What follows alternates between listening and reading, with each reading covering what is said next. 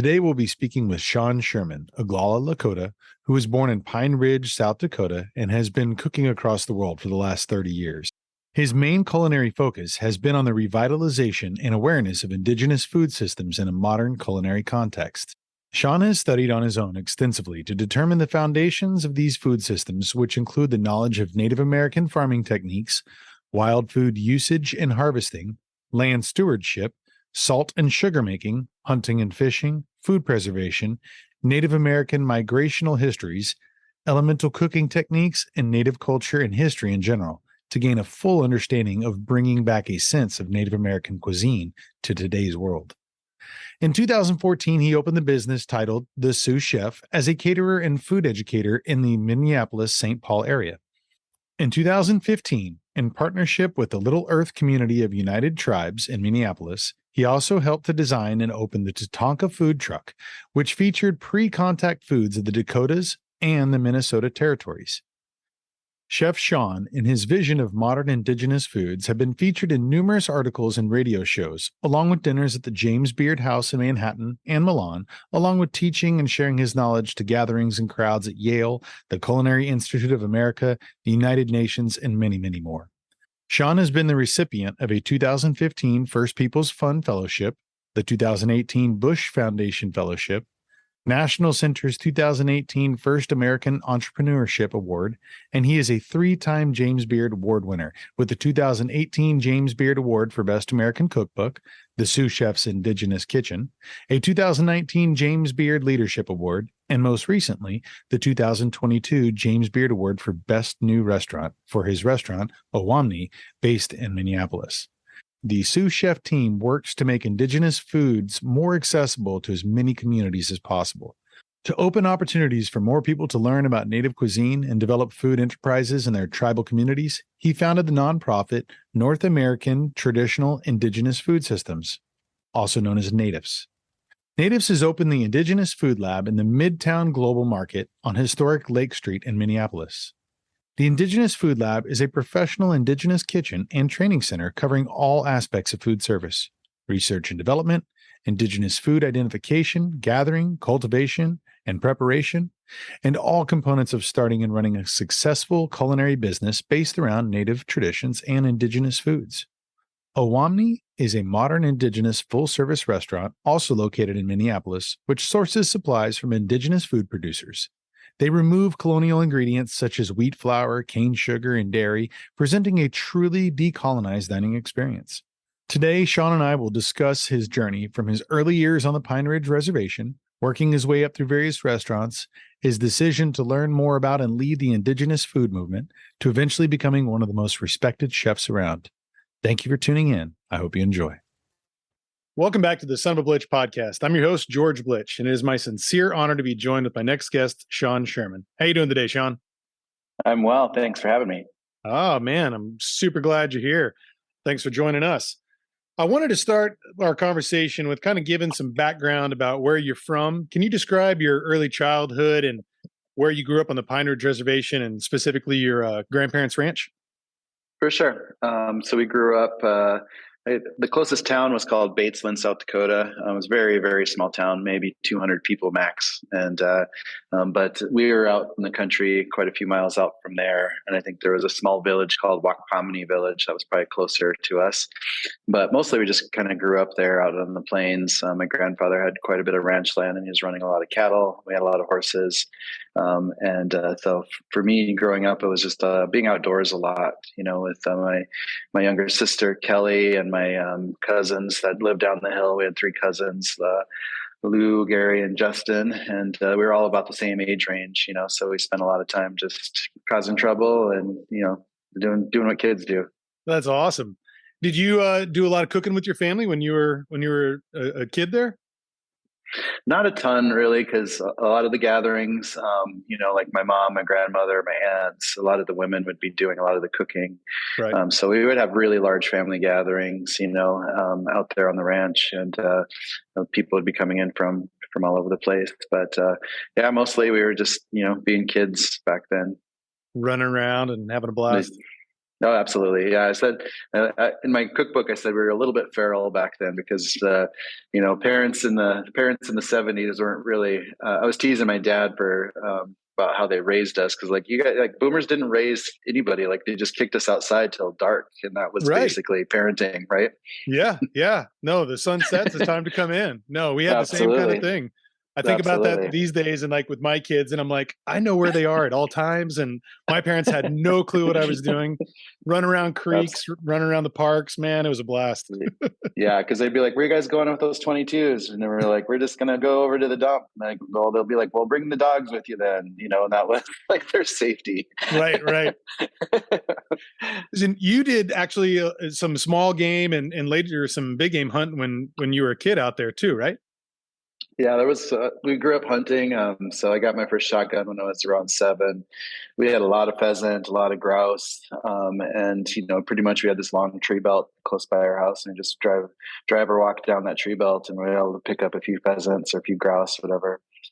So I did a lot of bird hunting mostly when I grew up, and we also just had, there was some venison. I mean, there was some deer, there was some antelope, and things like that. And then hunting was a big part, definitely when I was growing up.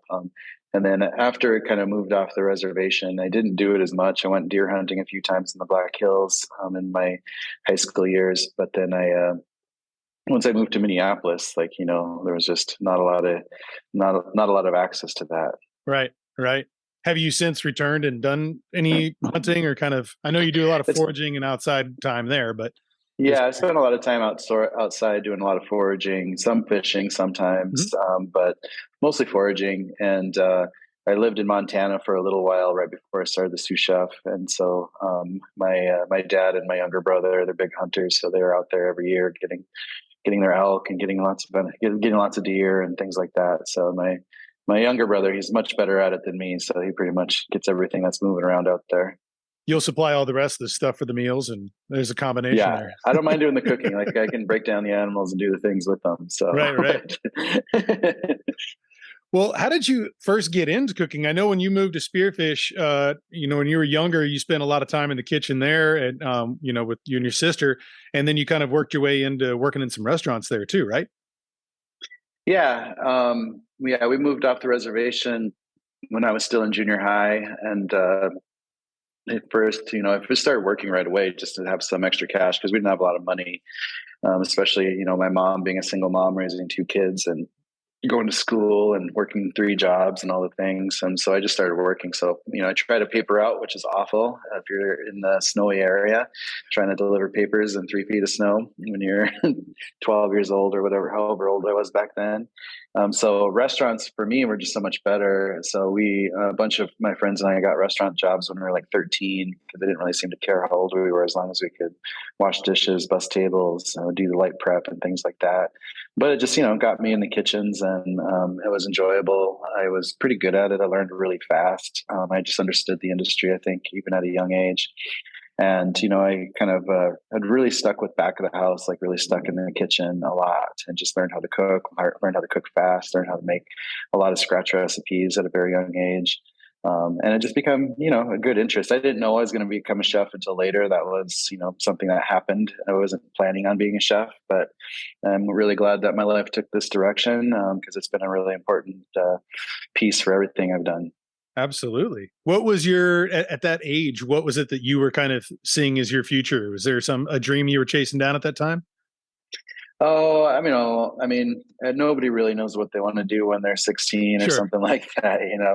So I remember when I was trying to pick a major my freshman year of college, I was wanting to go into environmental law. Like I thought I would try to battle things. But my life obviously took a different path. So I know that you at one point in time started working with the U.S. Forestry Service, right? And you were doing Yep. some identification of some plants and things. Was that where can you tell me a little bit about that? Where all was that happening? Yep. That was in Spearfish, and that was at the end of my senior year that summer. And I just got a job at the Forest Service, and they didn't hire very many kids my age. So I was one of a couple of high school kids that was on the crew. But I was put onto a field surveying team, so we would just go out there. They would just give me an aerial photo map of some acreage, and depending on the acreage, there'd be X amount of plots that I'd have to plot out on the map. And then I'd have to go to those exact little dots and do a little survey. So I just go to that exact dot, take an 11-foot radius, and then count all the plants and trees and age everything and name everything. So I had to learn the names of all these plants and trees at a very young age, so that knowledge really helped stick with me too, for later things, obviously. Sure, sure. So what was your trajectory after that? Did you move into Minneapolis soon thereafter, or what was your timeline after the U.S. Forces service? I was, tried a few years of college, and then worked a lot of restaurant jobs around the Black Hills. And then after college, decided to move to a city, and I looked around and I wasn't really sure where to go. So I was looking at Denver, I was looking at LA, I was looking at Minneapolis. And I just ended up in Minneapolis without knowing much about it, except for that's where Prince and the Replacements are from. Were you a pretty big music fan? Yeah, I've always loved music, so I really enjoyed the music scene here. So in Minneapolis, there was Oh just a yeah. lot of cool stuff going on. There was a lot of music, a lot of bands, lots of genres, and for me, it was really exciting to be around that. Did you grow up playing an instrument? I got a guitar in high school, and I've always played guitar since then. But never enough to join a band or do much about it. It's always been more of a personal hobby. Yeah, that's cool, man. That's cool. Yeah. When you settled into that Minneapolis area, you kind of started working, you said, at some restaurants, then you became an executive chef. And that was at, in your late 20s, but you kind of worked with some white table, kind of higher end restaurants, right? Yeah, so I just started working in restaurants in the city when I got here, and I moved my way up rather quickly. So I was a chef by the time I was about 27, and I didn't really know a lot about being a chef because I didn't go to school for it, but I knew food because I'd been working in restaurants for quite a few years at that point, and I had a really strong work ethic, and I learned really fast. And I didn't have a lot of money back then, so I couldn't afford to even think about going to a cooking school or even afford picking up some of the really expensive cookbooks. So I would spend my time just going to the bookstores and then just taking the books off the shelves, reading what I needed to learn, and then putting them back. Yeah. And that's kind of how I was teaching myself, on top of just working hard every day in the restaurant and being able to experiment. So when I became a young chef, I had to learn fast. I had to, just learn what it meant to manage people, learn what it meant to, try things and sometimes fail, and just all those little life lessons. But I was, again, just really curious, and I would just delve into whatever I was really interested in, and it just kind of always became a path for creativity for me. When you were working in those restaurants there, did you have a mentor that you were kind of working under, or were you kind of creating a lot of things and working on your recipes, and what kind of styles of stuff were you cooking? Well, my first chef job, let me back up a little bit. So the first job that I kind of grew into a little bit more kitchen management, and I became an actual sous chef. I was working at an Italian restaurant in South Minneapolis called Broder's Pasta Bar. That's still out there today, and it's just a nice little, cozy cafe. But we made everything from scratch, and we made all of the pasta from scratch. We, had just very simple kind of a lot of recipes kind of straight out of Marcel Hazan's cookbooks, just kind of featuring a lot of rustic country style Italian foods. And that really helped kind of set me on a path, because I feel like a lot of people, when you're learning culinary, you learn French technique first. You learn about all this French sauces and all the things, because everything's so steeped in French culinary history, but I really enjoyed learning Italian country style food first, when it came down to that, because it was so much more seasonal and regional to me. And, it's so just very simplistic, because, even though, these Italian dishes sound really fancy, in the language, they're just saying this is tomato and basil and arugula, Right. and it's just like, so for me, like, it was just keeping it really simple was a really helpful way to kind of begin that career. And then I moved really quickly into working under a friend of mine. His name is Chef Lenny Russo, who had restaurants in Minneapolis for quite a long time. And he was really focused on farm to table and really kind of trying to create food within a very short radius of where we lived here. And that really helped me get really interested in that local food scene, and just start to see that there's all this stuff out there that, and just think about that in a different way. And then I feel like I just continued to grow with that. So when I moved into working for another restaurant in Minneapolis called French Meadow, where we were doing a lot of organic food and just using a ton of organic vendors and local vendors, it just really continued to help push me to be creative using what's around me. So after that job, I experimented with just never buying any food from any box trucks at all and just using only local purveyors and trying to buy everything right here and just calling up some of the local organic butcher shops and being like, what do you have to get rid of this week? And I would just write the menu there that week and just put it all on there. And, so it just kind of taught me to think outside the box, literally, a little bit, and just, create menus and recipes with what's around us, and just really highlight and feature all this stuff that's coming in very seasonally and being a lot more open to things, Sure. but also being very aware of culture and being very aware of foods and, being very interested in different cultures from around the world, but being very careful about how I presented that, because I knew I didn't have any experience with a lot of these other foods coming from different parts around the world. And I didn't want to, culturally appropriate somebody else's food. So I just tried to very respectfully try renditions of things sometimes as experimentations on a menu where it would just help me grow and be something different for customers, Yeah. And then so shortly after that, I tried a corporate job for a little bit, which I think a lot of people do because they think like, well, maybe if I work a corporate job, I'll get more benefits, there'll be more stability, I'll have more of a path for whatever career is coming in the future. And I don't think I really picked up or synced well with that particular environment.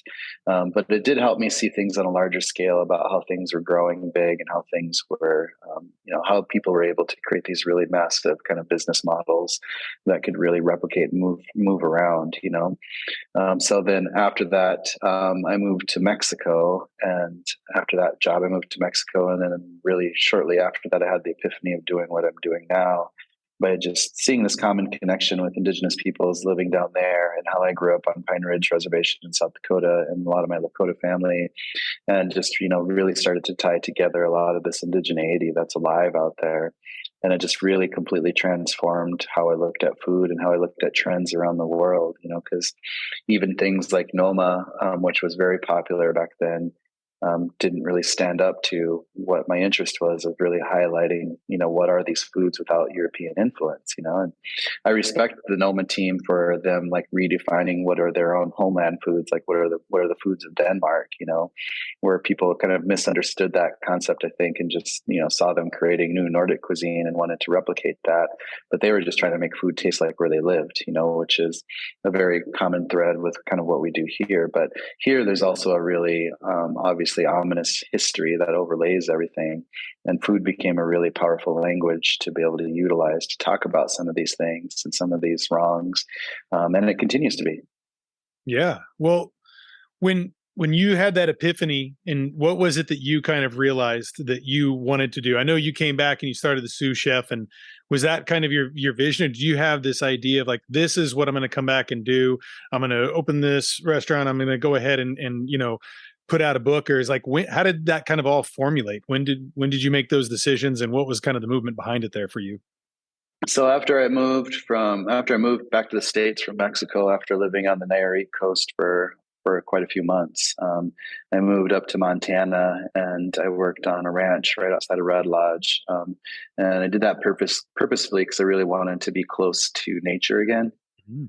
And the ranch sat right on the Beartooth Mountains, so it was kind of and on the plains, so you kind of get a little bit of these two kind of ecosystems. You have all these grasslands, and then you have the hills leading up into the mountains, and there's just a lot of diversity there. So I was just really interested in kind of picking up my education around plants again and trying to figure out how to implement that into culinary and really researching, why aren't there Native American foods out there all over the place? Why aren't there Indigenous restaurants everywhere? And where are the Native chefs? And, started searching out for people doing the same kind of work, if there were any. And, it just gave me a lot of time to think. And then at the same time, when I was in Montana, I just started developing restaurants kind of as a chef consultant and helping other people kind of set things up. But always kind of working towards this kind of self-education that I was putting myself through with just reading a lot and just pondering a lot of, how could I create a modern day Native American themed focus, concept, a business.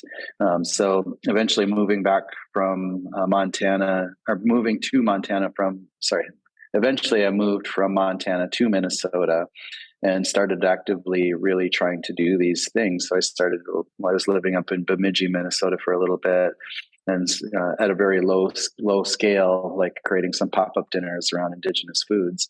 So doing like what is an Anishinaabe taste of spring, and just really featuring foods from the forest right there at that time of year.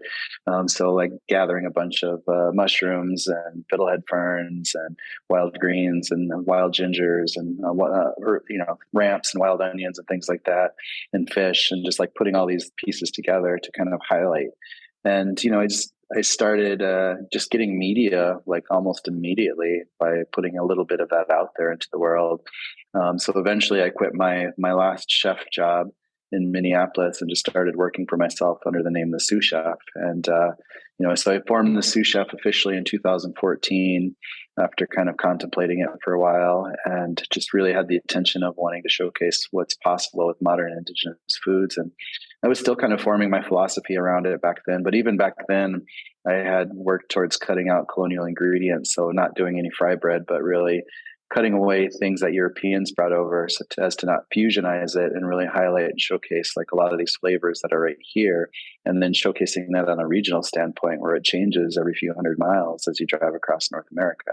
Sure. And really starting to connect with more tribes. And, so for me, once I started the Sioux Chef, it just opened up a ton of doors to learn. And, for me, this is going to be a never ending, education around Indigenous peoples and Indigenous foods. I'll never quite get to the end of it, but I'm okay with that because I always have something to look forward to.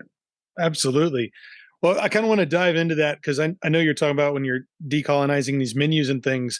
A lot of the stuff that you mentioned in your book too. You're growing up, there was a lot of the commodity food programs that were on a lot of the reservations, and that a lot of people had as far as some of their staples, which. When I spent some time in Pine Ridge when I was working with Leonard Peltier and traveling with Harvey Nice. Arden.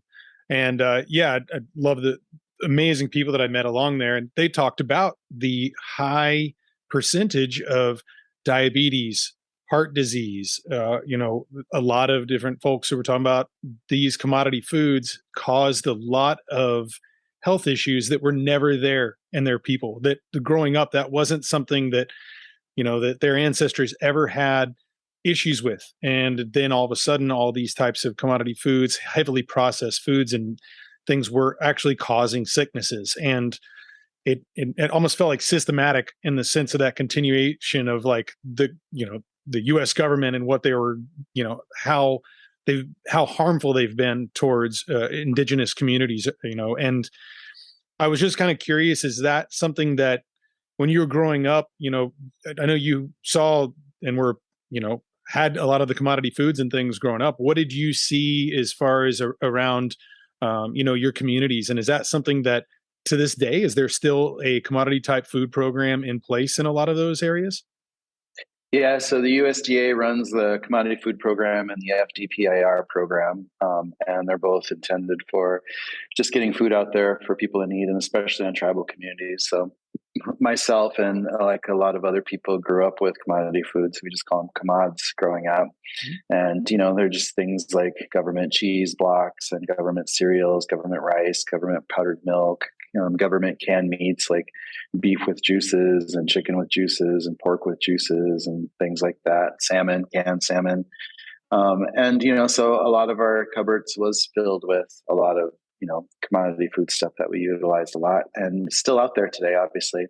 I feel lucky that I'm in a spot now where we're actually having conversations with USDA of ways that they could do better. So if you look at what historically the commodity food program consists of, it's just a lot of these white carbs, so there's a lot of sugars, there's a lot of flours, there's a lot of starches, and it's not good. And there's just a lot of sodium, there's a lot of bad fats because it's just over processed cheap foods that the government purchases a massive amount from, and then sends it out to these communities. But it's just been making people very sick. So there's a lot of research out there of how Indigenous people's diets were rather superior to the post-colonial diets, everything that was introduced. And So if you read anything about Weston Price's work and his studies of just looking at tooth decay and things like that, like, tooth decay was almost unheard of in North America before colonialism, just because of the status of the diets, because the indigenous diets were just an immense amount of plant diversity in their diets, a lot of really amazing proteins, and with just lots of great vitamins and good fats, a lot of different kinds of grains.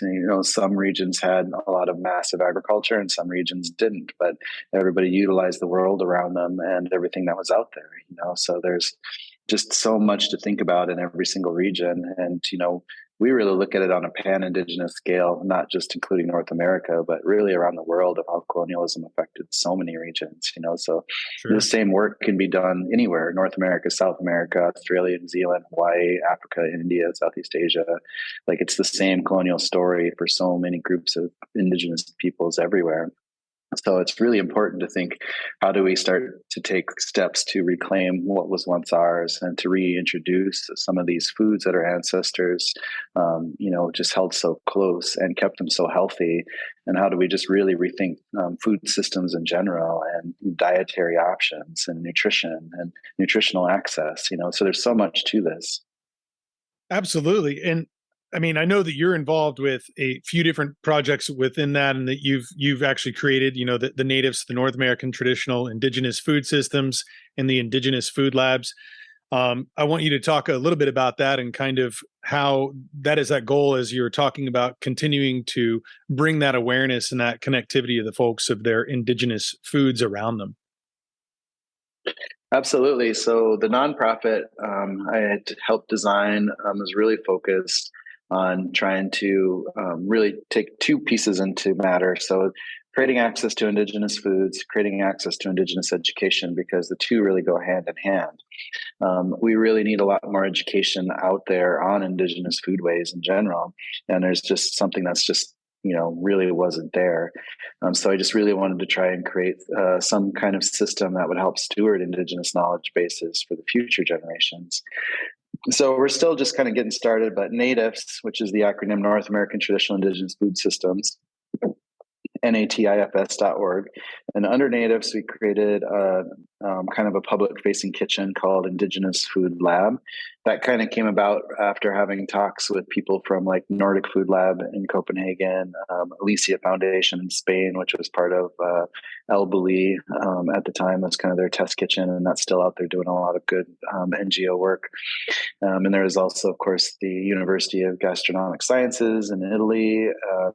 And, there's just all these people kind of working on food issues and food problems and food education. And for me, I just saw the need to create something that really focused on a non-Eurocentric kind of viewpoint and more of an Indigenous viewpoint of working with foods. So we wanted to create a kitchen where we could do a lot of research and development to help further our own education and knowledge. We're about ready to launch a native market space in Minneapolis, so our community will have access to purchasing Indigenous foods from Indigenous producers on a retail scale. And we're also creating a native classroom, so we can start developing a whole bunch of Indigenous curriculum as a community base, so we can just have small classes of up to 16 people and just have classes on anything from culinary and cooking techniques and recipes, or it could be language, it could be crafting, it could be storytelling, it could be music or arts, it could be anything that kind of within Indigenous education. And then I set it up so we can record every single class that we do, edit it, put it online, and just flood our website with a ton of videos of everything, whether it's language, cooking, all the stuff, so creating a space for Indigenous education. And then we're already working towards replicating that particular model. And so we're actually looking at building extensions right now. We're in talks with Anchorage, Alaska, Bozeman, Montana, Rapid City, South Dakota, and more. There's a lot of other regions out there that are interested in creating kind of a regional center point to do a lot of this work. And the work of the Food Lab isn't to just create this access, but it's also there to support and develop, so we can work directly with tribal communities or Indigenous entrepreneurs, help them to develop businesses, help them to develop food operations. So it could be a simple food operation like out of a community center or elder center or youth center, or it could be a full-scale restaurant. If, say, a tribe has a casino and they want to completely revamp or rebrand, and we can help them develop menus and recipes that are particular to them. We can help them source foods, and we can just be basically a training and support center for any future chefs that they might have. and utilizing the restaurant Owamni that we opened up in 21 here in Minneapolis as a place not only for them to come and see what's possible for modern Indigenous foods on a public scale, but also just use it as a training ground so we can have people work alongside us as we kind of help develop them. So we just have this really big vision, and eventually we'll be able to cross international lines. We can be, across Canada, we can be down in Mexico, we can be in South America and beyond, start to move around. Of course, we'll be in Hawaii, but we could be again in Australia, New Zealand, Southeast Asia, Africa, Everywhere. India, everywhere, because again, like there's a need for this across the globe. And as Indigenous peoples around the world, we should really start to unite and really start to share knowledge and really start to help support each other and celebrate our diversities instead of trying to homogenize everything and capitalize off of cultures, but to really, showcase a better way that our ancestors once had.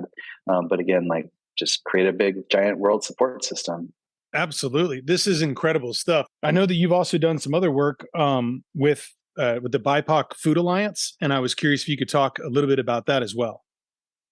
Yeah, sure. So my partner, her name is Mecca Boss. She's been a food writer and a chef in Minneapolis for quite a few years too. We're both the same age, and she's born and raised here. She's from St. Paul, but she spent a lot of her food writing years working for different publications around Minneapolis, and a lot of her work has really been focused on a lot of our people of color communities that are out there. So as we kind of came together, she was really largely focused on Black foodways, and of course I was really working on the Indigenous foodways. We just really realize that we should start to create systems where we don't silo out so much, because that divisiveness, even though we don't realize it, does affect things, and we should really start to bring and try to unite a lot of people of color out there, and because a lot of us share a lot of very similar stories, family histories. There's a lot of assimilation, there's a lot of erasure, there's a lot of violence, and there's a lot of oppression, and there's just a lot of just social inequalities and things like that. So she started a new project called BIPOC Foodways Alliance, where she's just getting started.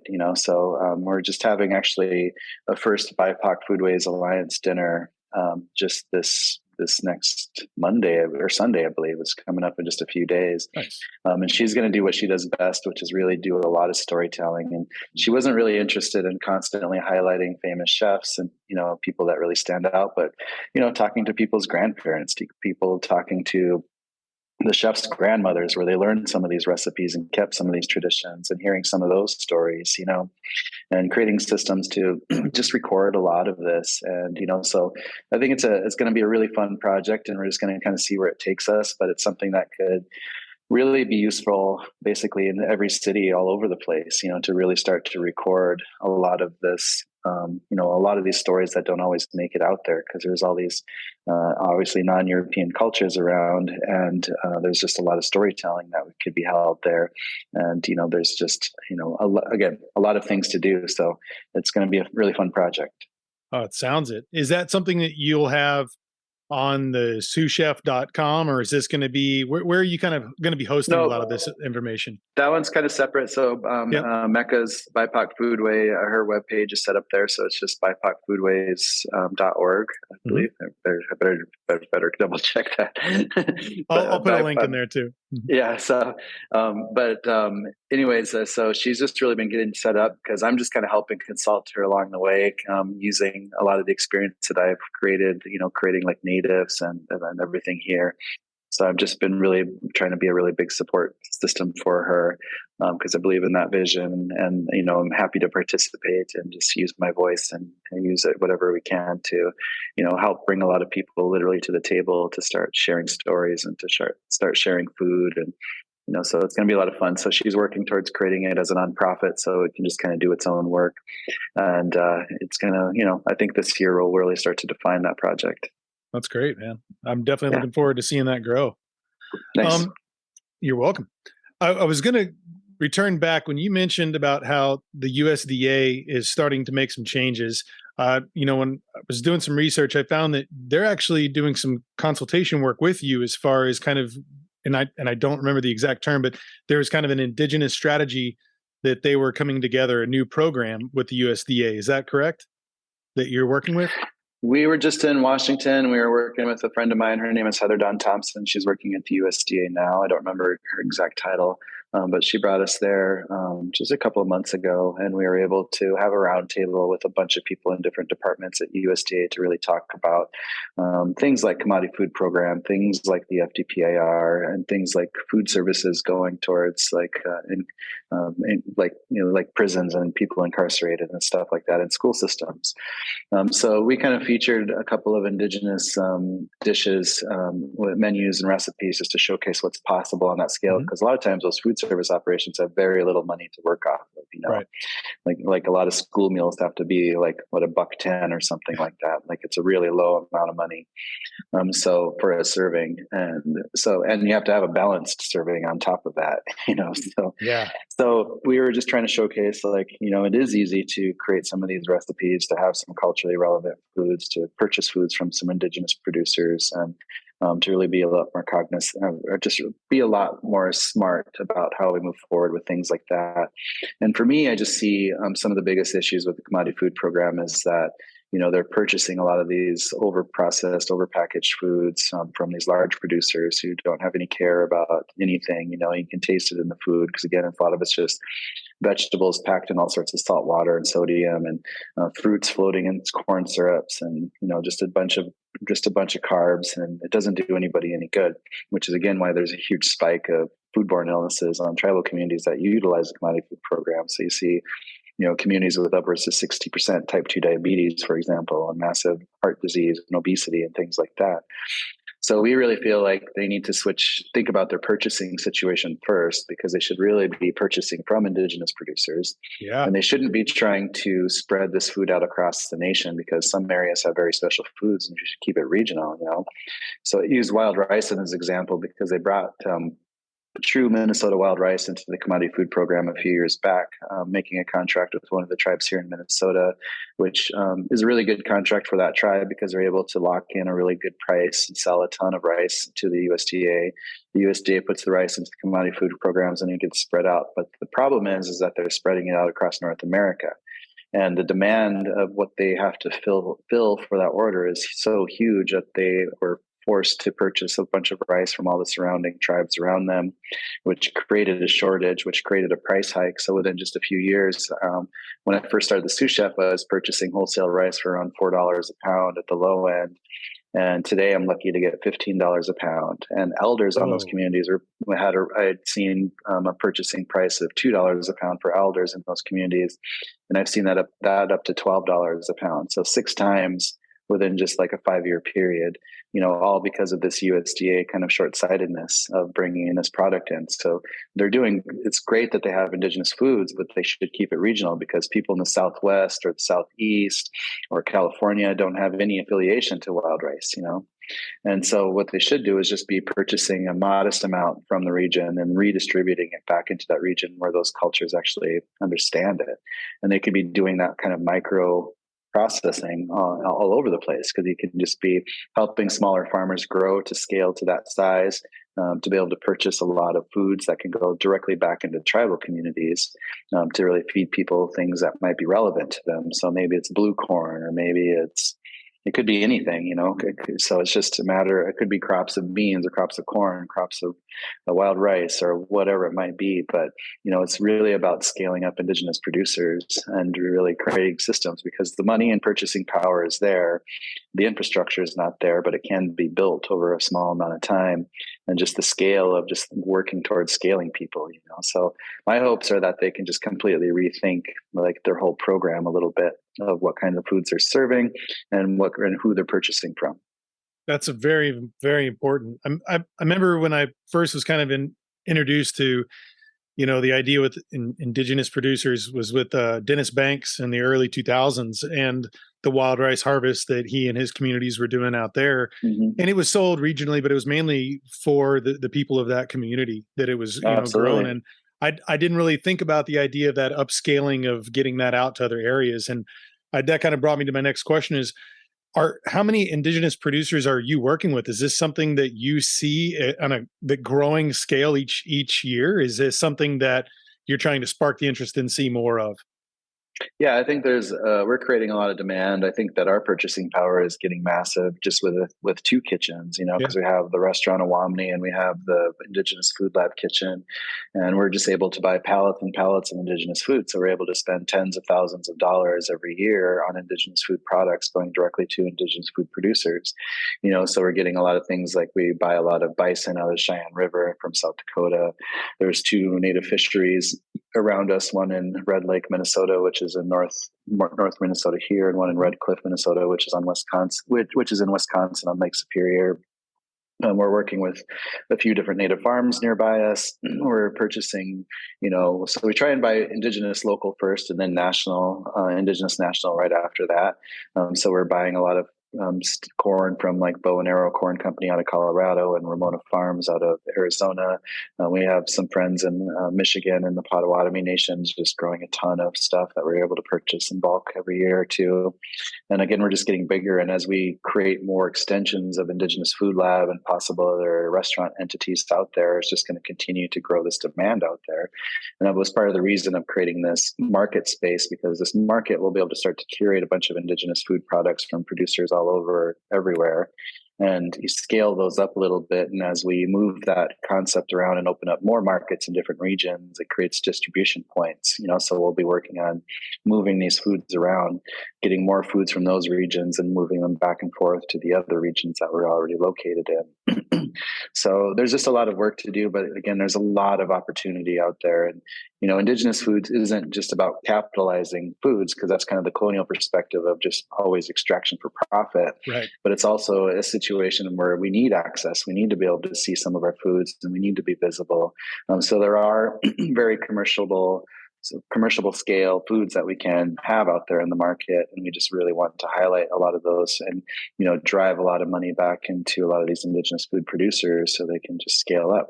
So we see a lot of clear paths of how to do that, but it's going to be a bit of work to get it all to function and get it to go. But I feel like it's within the next decade we can start to see a lot of change probably that quickly.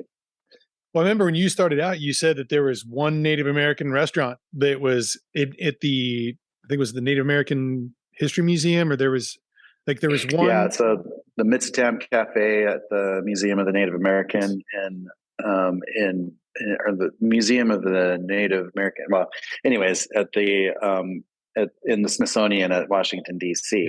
Yeah. So they had one, but theirs was more of a concept. It was built by a larger restaurant group that really didn't have much Indigenous background at all, and it's a good highlight on Indigenous foods. I'm glad that restaurant is there, but it wasn't really run by Indigenous peoples, and it wasn't concepted by Indigenous peoples. And I feel like it could be a lot better, Sure. Because for them, it was just a concept to match the museum that they were put into. Gotcha. And I feel like, so I would much rather see people like, my friend Ben, who runs Takabe in Denver, or Crystal Wapipod out in Oakland, or these other people have opportunities to, help develop some of those kinds of restaurants at those museums or even universities down the road and stuff like that. And that's kind of why we set up NATIFs also with Indigenous Food Lab, is we can work directly with museums. Like I'm doing some projects with Field Museum in Chicago, for example, and we'll help them with some recipe development, menu development, and just be there as a nonprofit to support that kind of work, to make sure that they're producing these foods correctly, that they're purchasing it from Indigenous producers, and that they're highlighting and telling the story correctly. So it's not just a concept, but something that like ties into pieces, and there's some intentionality behind it. Yeah. Oh, that's wonderful. I also wanted to congratulate you on your latest James Beard Award over at Owamni for the best new restaurant. That was a phenomenal. That's your third James Beard Award now? Yeah, third James Beard Award. And that one was a huge one because I was up for best chef of this region too. And I thought maybe I'd have a better chance of that because there was just a few other chefs there. But I thought there was no way we would get the national one because I don't even remember how many restaurants were on that list. There was a ton of them.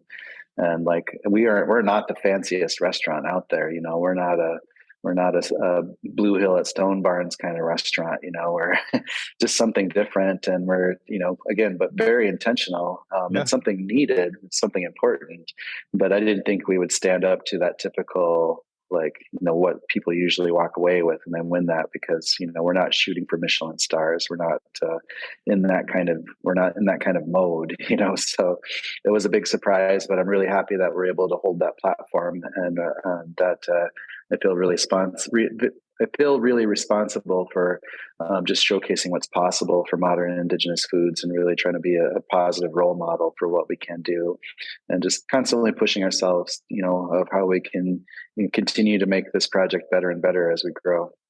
Well, congratulations on that. That was wonderful news to hear. And I mean, it sounds like when you go to Owamni, you're going to have that experience. There's that education, and you're going to have the amazing taste. You're walking away with so much, and what you've presented there and what you're building there is a wonderful example. And I know it's only going to continue to build. So congratulations on all that as well. Awesome. Thank you. You're more than welcome. I was kind of curious, on a personal note, what are some of your favorite meals to cook, and your favorite to eat? Oh, I mean, I love cooking at home.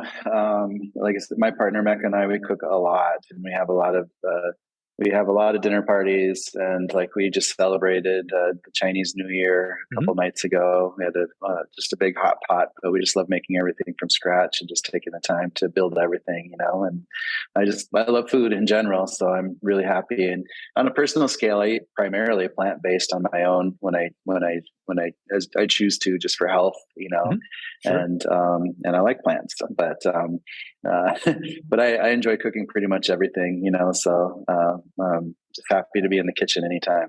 Sure.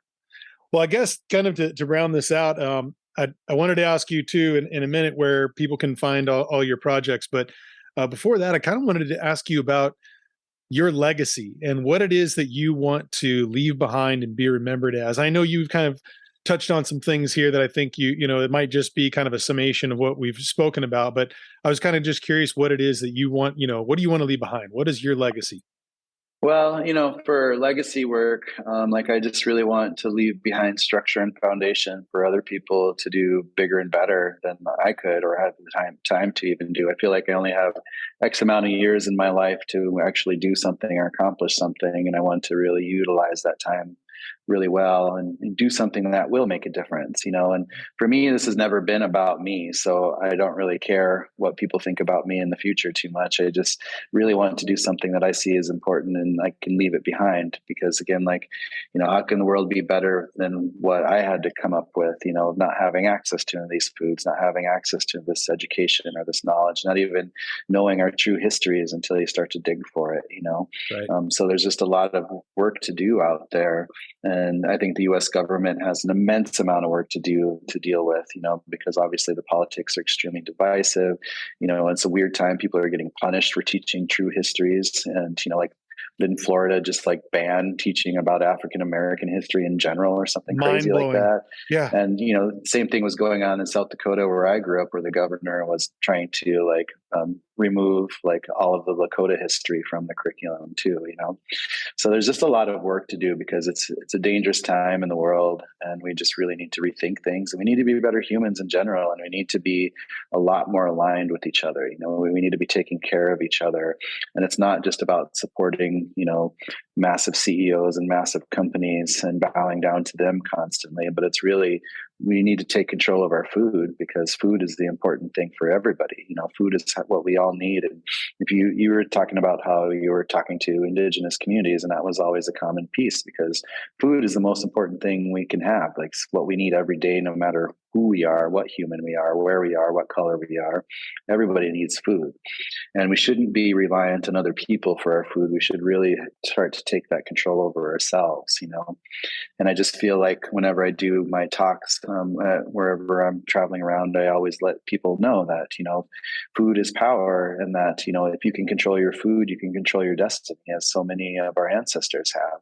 And food doesn't necessarily need a monetary value. Like, we can create food systems outside of that structure.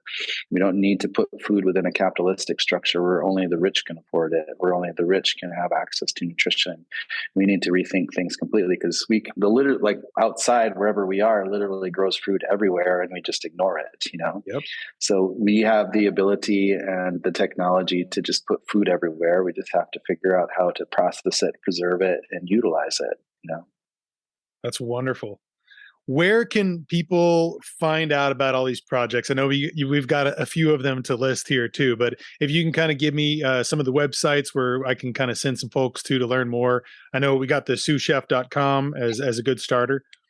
Stew-chef.com is the main website for the Sioux Chef business that we created. NATIFs is NATIFs.org, and also indigenousfoodlab.com, which isn't used as much, but it's part of that. We've got Owamni.com, which is just the restaurant website. And then Mecca created BIPOCfoodways.org, which goes directly to that project.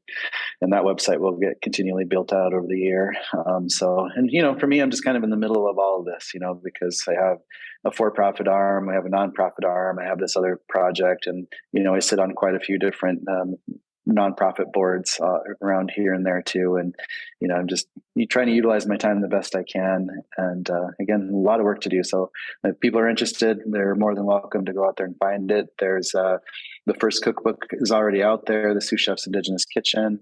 And there's a second book in the works right now. So it should be out in a year or two, a couple of years probably at this point, as they take a little time to build. But that one will be pretty interesting, because it's going to take a look at North America as a whole and all the Indigenous diversity that's out there, and showcasing it through a cookbook, but just looking at all this regional history and culture and foods, wild foods, domesticated foods, and all these different techniques and traditions. And it'll be a pretty interesting project. That's awesome. Do you have a working title at the moment, or is that something that Well, we're kind of going with the Turtle Island theme, so we'll see what the final title comes to. But yeah, it's just, again, looking at North America through that Indigenous perspective. So that's great. I was going to ask you too, from the time you thought about putting out the Sioux Chef book, how long were you working on that until that kind of came out? So I started the possibility of doing a cookbook. I was working with my friend Nancy Bunt, who had come to one of my dinners and read an article and came to find me. And she's from Minnesota, but she was living in Norway, and she's had an amazing long life of photography. So she's basically has photos in every national magazine, international magazine out there. She was Prince's personal photographer during the Purple Rain tour in the early 80s, and anyway, she was just really interested in this work when I was very first starting. And so she pushed me to, get a cookbook out there. So she introduced me to Beth Dooley, who became the first co-author. And then Beth had already written a lot of books in Minnesota. So we just went ahead and signed up with University of Minnesota Press and started working on that cookbook in early 2015. So we had wrapped it up a couple of years later. So the book itself was released in late 2017. So it was just a couple of years, really. And then, we won that 2018 Cookbook Award for James Beard there. And we won, a few different awards around the nation. We were on lots of top 10 lists when it came out. And, it was a really fun project to work on. And for me, I didn't have any high expectations. I just really wanted to put it out there because nothing existed like it. Right. And I just really wanted to, get it out there in the world. And it wasn't about trying to be famous or trying to be anything, and just, trying to put something in the world that didn't exist, but should. Absolutely. It's amazing. I bought that, and I literally opened it up and went through the entire book. Like, I could not put it down. It was almost like an all-nighter. It's amazing. It's amazing. It's such a great book, so much great information. And no wonder it won so many awards and accolades. I love it. I've bought quite a few for gifts for friends. It's I really appreciate that. And it just keeps moving. So yeah. It's all good, but yeah. Well, I can't wait to the next book too, man. That's going to be phenomenal. Thank you so much once again for coming on the podcast. Absolutely. Well, thanks for having me. Yeah. We'll talk soon, man. Take care. All right. Sounds good. Bye-bye. Thank you. Bye. Bye.